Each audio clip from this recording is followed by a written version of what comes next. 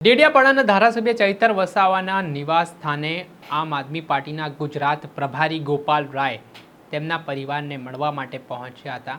સાથે ધારાસભ્ય ચૈતર વસાવાને જે સજા થઈ છે, જેમને જેલવાસ થયો છે, તેને લઈને તેમણે આદિવાસી સમાજને વાત કરી ને આગામી જે 2027ની ચૂંટણી છે તેની રણનીતિ હવે આ સ્ટેજ પરથી, આ સ્તર પરથી ઘડવામાં આવી રહી છે। શું મામલો છે, વિગતે વાત કરીએ। વૈષ્ણવજન તો તેને કહીએ જે પીડ પરાઈ જાનાને રે। દર્શક મિત્રો, નવજીવન ન્યૂઝમાં આપનું સ્વાગત છે। હું છું ફૈઝાન। આજથી થોડાક દિવસ પહેલાં નર્મદા સેશન કોર્ટે ડેડિયાપાડાના ધારાસભ્ય ચૈતર વસાવાને 7 વર્ષની સજા સંભળાવી હતી, જેના કારણે ચૈતર વસાવાના સમર્થકોમાં ઘેરા પ્રત્યાઘાત પડ્યા હતા। આદિવાસી સમાજમાં હાલ આ સજાના આદેશ બાદ ભારે રોષ જોવા મળી રહ્યો છે। આ સમગ્ર મામલો ગુજરાત હાઈકોર્ટમાં છે અને આવતીકાલે શુક્રવારના દિવસે આમ આદમી પાર્ટીની લીગલ ટીમ છે તે આ કેસ બાબતે દલીલ કરવાની છે। ત્યારે સૌ કોઈની નજર હાઈકોર્ટ પર છે। ધારાસભ્ય ચૈતર વસાવાનું પદ યથાવત રહે છે કે પછી તેમને સજામાંથી રાહત મળે છે તે આવનારા સમયમાં ખબર પડશે।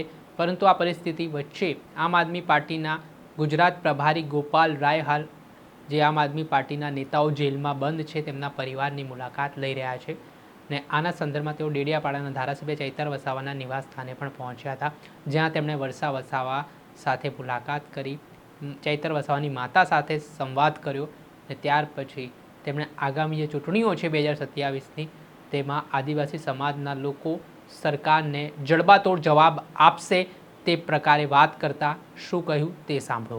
आज भरूच लोकसभा के अंदर आम आदमी पार्टी 2027 विधानसभा चुनाव के लिए संगठन विस्तार का अभियान चला रही है। भरूच के अंदर आज तमाम अहदेदार पदाधिकारियों के साथ संगठन विस्तार पर चर्चा हुई।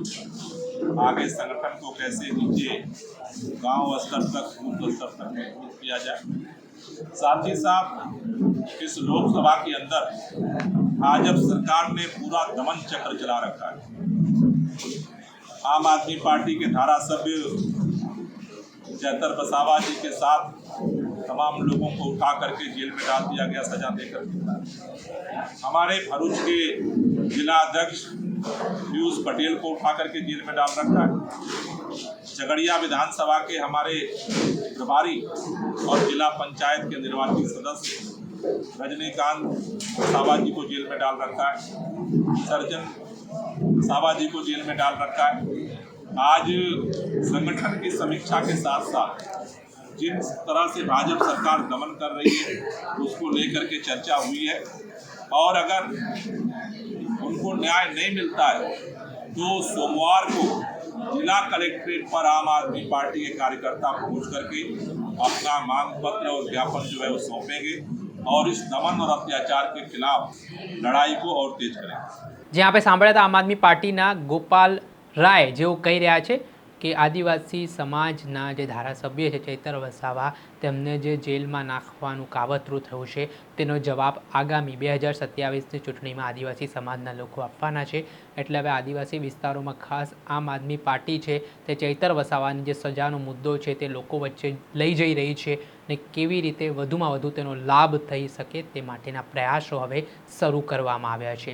દર્શક મિત્રો, આવા જ વિડીયો જોવા માટે તમારી નવજીવન ન્યૂઝ જોતા રહો, લાઇક કરો, શેર કરો।